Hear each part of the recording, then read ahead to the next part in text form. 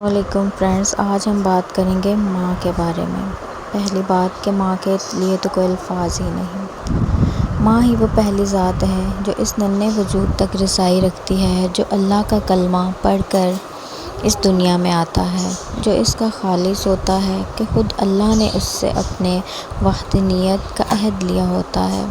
وہ عہد الست میں بندھ کر سیدھا ماں کے وجود میں آ جاتا ہے، یعنی کہ ایک بچہ اللہ کا سب سے خوبصورت تحفہ ہے جو اس کائنات کو عطا کیا جاتا ہے۔ اتنی خالص اور اتنی پاکیزہ چیز شاید ہی کوئی اور ہوتی ہو، اور وہ وجود اس خالص تحفے کو اٹھائے پھرتا ہے، اس سے زیادہ مقدس کیا ہوگا۔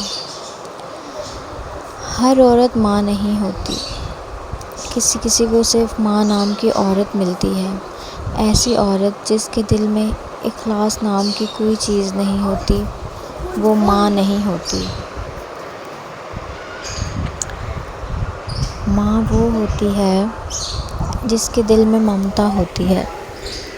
ممتا بے حد خالص جذبہ ہے کے لیے اللہ اس جذبے کو انسان کے لیے محسوس کرتا ہے، تبھی اللہ تعالیٰ نے انسان سے اپنی محبت کا ذکر کرتا ہے تو بدلے میں ممتا نام کا ترازو رکھ کر اسے 70 گنا زیادہ دفعہ تول دیتا ہے، کیونکہ اللہ اپنے بندے سے 70 ماؤں سے زیادہ پیار کرتا ہے۔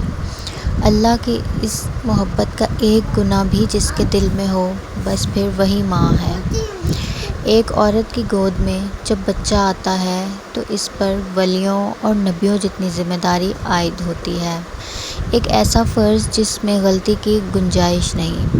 جب ایک انسان کو پرورش کے لیے، تربیت کے لیے ایک دوسرا انسان دیا جاتا ہے تو پھر جیسے انسانیت کی لگامیں اس کے ہاتھ میں دے دی جاتی ہیں، پھر اسے چاہے تو وہ ابلیس بنا دے یا بندہ بشر، یہ ایک ماں پر ذمہ داری ہوتی ہے، اور یہ ایک ذمہ داری ماں ہی پوری کر سکتی ہے۔ ویڈیو اچھی لگی ہو تو لائک، شیئر اینڈ سبسکرائب ضرور کریں۔